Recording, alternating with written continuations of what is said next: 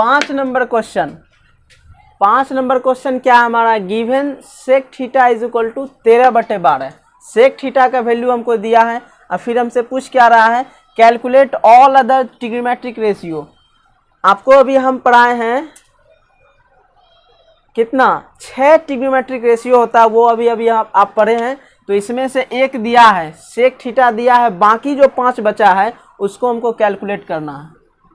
कौन कौन, sine theta, cos theta, tan theta, अब इसका उल्टा कॉसेक थीटा, कॉस का सेक थीटा और टेन का कॉट थीटा। तो यहाँ पर हमको सेक थीटा दिया है, ये सिर्फ दिया है, बाकी जो वो 5 है उस सबको हमको कैलकुलेट करना है। तो कैसे कैलकुलेट करेंगे, सेम वे अभी जैसे आप निकाले हैं उसी तरीके से बाकी सब निकलेगा। सबसे पहले हम क्या करेंगे, एक ट्रायंगल ड्रॉ करेंगे, एक हम ट्रायंगल ड्रॉ करेंगे। इसको मान लेते हैं ए, इसको मान लेते हैं बी, इसको सी, और ये हमारा 90 डिग्री है। 90 डिग्री के सामने का जो होगा साइड वो हमारा हाइपोटेनस, उसको सबसे पहले लिख देंगे। अब चूंकि यहाँ सेक थीटा दिया है तो हम या तो सी को या तो ए को, दोनों में से किसी को हम मान लेते हैं थीटा। चलो हम इसको ए को मान लेते हैं थीटा, इसको थीटा मान लिए। तो थीटा के सामने का साइड हो जाएगा हमारा क्या, पी, और ये जो बच गया है वो हमारा बेस हो जाएगा। तो हमको मिल गया पी, बी और एच। अब हम क्या करेंगे, यहाँ सॉल्यूशन लिखते हैं, यहाँ लिखेंगे चूंकि सेक थीटा हमको दिया है 13/12, 13/12, इसका मतलब सेक थीटा। अब सेक थीटा का फॉर्मूला क्या होता है आप याद कीजिए, सेक थीटा का फॉर्मूला, चूंकि सेक होता है कॉस का उल्टा, कॉस थीटा का फॉर्मूला पढ़े हैं बेस बटे हाइपोटेनस, तो इसका उल्टा क्या हो गया, सेक थीटा। तो सेक थीटा का फॉर्मूला ये ऊपर चल जाएगा h और b नीचे आ जाएगा, तो h बटे b हो गया। इसका मतलब क्या हो गया, h यहाँ से हमारा 13 आ गया और b हमारा 12 मिल गया। तो यहाँ पर हम लिख देंगे h बराबर 13 और b हमको मिल गया 12। अब हमको 2 मिल गया, तीसरा आराम से फाइंड कर देंगे। किसका यूज़ कर लेंगे, पाइथागोरस थ्योरम का। तो according to Pythagoras theorem, Pythagoras theorem का यूज़ करते हैं हम, ये b है। तो यहाँ से हमको क्या हो जाएगा, यहाँ पहले हम लिख देते हैं, यहाँ से h हमको मिल गया 13 और b मिल गया 12। ठीक, पाइथागोरस थ्योरम क्या बोलता है, लंब का स्क्वायर प्लस आधार का स्क्वायर बराबर कर्ण का स्क्वायर, मतलब p square plus b square बराबर h स्क्वायर। ये वाला हो गया b, ये p, तो p square plus b square बराबर h स्क्वायर। p कितना है, p तो हमको निकालना ही है, p हमको क्या है निकालना है, तो p को हम p रहने देते हैं, प्लस b कितना है 12, तो 12 का स्क्वायर, h कितना है 13, तो 13 का स्क्वायर, p स्क्वायर बराबर यहाँ 13 का स्क्वायर कितना हो जाएगा 100, एक बार और लिख देते हैं, 12 का स्क्वायर हो गया 144, 13 का हो जाएगा 169। अब देखिए 169, ये प्लस में 144 उधर जाएगा तो माइनस हो जाएगा, कितना बचेगा, यहाँ पर 9 है ये, तो ये हो जाएगा 5 और ये 2 यानी 25, 25 बचेगा। तो देयरफॉर p हमारा क्या हो जाएगा 25 रूट अंडर, चूंकि यहाँ स्क्वायर है तो p यहाँ रहेगा तो उधर रूट चढ़ जाएगा, तो 5 आ गया। p का वैल्यू क्या हो जाएगा हमारा 5। अब सब मिल गया हमको। अब हम आसानी से जितना भी ट्रिग्नोमेट्रिक रेशियो बचा है सब कैलकुलेट कर सकते हैं। तो पहला हम निकालते हैं, सेक थीटा दिया है तो इसका उल्टा हम निकाल लेते हैं, कॉस थीटा निकाल लेते हैं। पहला हम निकाल लेते हैं कॉस थीटा, तो कॉस थीटा का फॉर्मूला लिख दीजिए बेस बटे हाइपोटेनस। तो बेस हमारा क्या हो जाएगा ए बी, हाइपोटेनस AC, तो 12 और AC हो जाएगा 13, 12/13 ये हो जाएगा। फिर दूसरा कॉस थीटा, फिर साइन थीटा निकालो। साइन थीटा क्या होता है? परपेंडिकुलर बटा हाइपोटेनस, तो परपेंडिकुलर वहाँ क्या हो जाएगा BC, फिर हाइपोटेनस AC ही रहेगा। BC कितना है 5 और AC 13 दिया है, ये दूसरा आंसर हो गया। उसी तरीके से तीसरा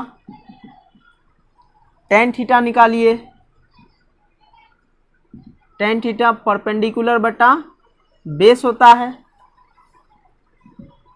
परपेंडिकुलर ये हो जाएगा BC और बेस हो जाएगा हमारा AB, तो BC हो जाएगा 5 और AB हो जाएगा हमारा 12, ये तीसरा आंसर हो गया। फिर चौथा हो जाएगा क्या? अब कॉस थीटा निकाले, सेक थीटा तो इसका उल्टा दिया है, अब साइन निकाल लिया, अब इसका उल्टा कोसेक निकाल लेते हैं। कोसेक थीटा क्या हो जाएगा? डायरेक्ट हम 13/5 लिख सकते हैं। कोसेक थीटा इसका उल्टा होता है, तो हम क्या लिखेंगे? H/P लिख देंगे इसका उल्टा, और फिर AC/BC, AC/ ये AC ऊपर चला गया, BC नीचे आ गया, AC/BC। अब AC कितना दिया है? 13, BC कितना है? 5, ये चौथा आंसर। और ये लास्ट आंसर क्या हो जाएगा? Cot theta. Cot theta, cot 10 का उल्टा होता है, 10 है परपेंडिकुलर बटा बेस, और कॉट हो जाएगा बेस बटे परपेंडिकुलर। तो बेस यानी क्या हो जाएगा? AB, अब परपेंडिकुलर क्या हो जाएगा? BC, तो AB कितना है? 12 और BC 5, यही हमारा आंसर हो जाएगा। और अगला 6 नंबर क्वेश्चन क्या कहता है? 6 नंबर क्वेश्चन हमारा है if angle A and angle B are acute angle such that cos A बराबर cos B, तो दिखाइए, मतलब सो डैट कोण A बराबर कोण B। एक्यूट एंगल का मतलब क्या हो गया? Less than 90 degree. Acute angle का मतलब होता है वो कोण जो 90 डिग्री से छोटा हो और 0 डिग्री से बड़ा हो। 0 डिग्री से बड़ा हो लेकिन 90 डिग्री से छोटा हो, ऐसे कोण को हम क्या बोलते हैं? Acute angle. AB acute angle बोल रहा है, तो यहाँ पर B तो 90 डिग्री बन रहा है, लेकिन 90 डिग्री बन रहा है, इसको हटाना पड़ेगा, ये हम यहाँ लिख देते हैं B 90 डिग्री से छोटा हो गया। एक हमारा हो गया एक्यूट एंगल और B एक दूसरा एक्यूट एंगल हो गया, जो कि दोनों क्या है? 90 डिग्री से छोटा है, ठीक। और ये हमारा 90 डिग्री। सबसे पहला काम क्या होता है हमारा, जब भी इस टाइप का सवाल होता है तो सबसे पहले ये जो 90 डिग्री का सामने का साइड होता है उसको दिखाना पड़ता है। ये हाइपोटेनस हो गया। अब जब हम A को कंसीडर करेंगे तो ये हमारा परपेंडिकुलर हो जाएगा, और B को जब कंसीडर करेंगे पहले हम, तब ये हमारा हो जाएगा परपेंडिकुलर, ठीक। तो कम से कम जो है सो ये हम सबसे पहले दिखा देते हैं कि H जो है सो ये हो जाएगा, ये 90 डिग्री का सामने वाला जो है सो हमारा कर्ण हो गया। अब सवाल में क्या दिया हमको? सॉल्यूशन क्या दिया है? गिवन डेटा कि cos A बराबर cos B, cos A और cos B दोनों बराबर है ऐसा हमको दिया। हमको निकालना क्या है? हमको ये प्रूफ करना है एंगल A जो है सो, यानी ये कोण जितना होगा उतना ये हमारा कोण होगा। तो कैसे प्रूफ करेंगे? तो यहाँ से LHS राइट हैंड साइड से चलते हैं, तो राइट हैंड साइड हमारा क्या है? cos A,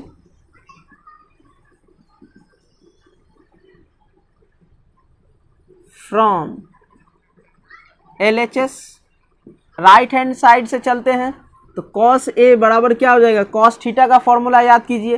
तो cos थीटा बराबर क्या होता है? बेस बटे हाइपोटेनस। चूंकि A की बात कर रहा है तो हम यहाँ पर देखेंगे, यहाँ पर कंसीडर करेंगे, तो इसके सामने का साइड क्या हो जाएगा? परपेंडिकुलर, और ये जो बचा है हमारा बेस हो गया। तो कॉस ए क्या हो जाएगा, कॉस ए हमारा हो जाएगा बेस बटा हाइपोटेनस, तो बेस हमारा हो जाएगा ए के केस में AC, हाइपोटेनस तो फिक्स है, दोनों में सेम रहेगा, ये बदलता नहीं है। हाइपोटेनस हो जाएगा क्या AB, तो कॉस ए हमको निकल गया AC बटा AB। अब इसको हम इतना ही रहने देते हैं, फिर AB बटा AC निकल गया from RHS। Right hand side को अब निकालते हैं, तो राइट हैंड साइड में हम क्या देखते हैं, कॉस बी दिया है, कॉस बी, फिर कॉस थीटा का फॉर्मूला बेस बटा हाइपोटेनस, चूंकि इस बार हमको एंगल बी दिया है तो इसको हम देखेंगे, ये बी हमारा है, इस सबको हम हटा देते हैं, मिटा देते हैं, ये हमारा बी है, तो यहाँ से क्या हो जाएगा, जस्ट इसके सामने का साइड परपेंडिकुलर हो गया, और ये रेस्ट हमारा जो बच गया ये हमारा बेस हो गया।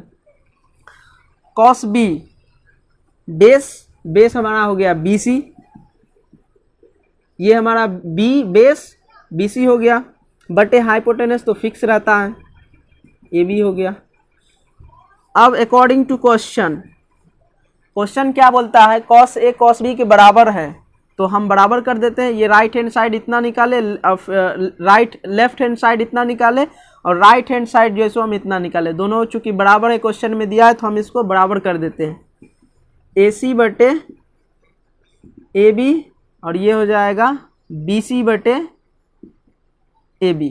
यहाँ देखिए AB नीचे में, AB नीचे में, ये दोनों कट जाएगा, यहाँ से क्या मिलेगा हमको, AC बराबर BC,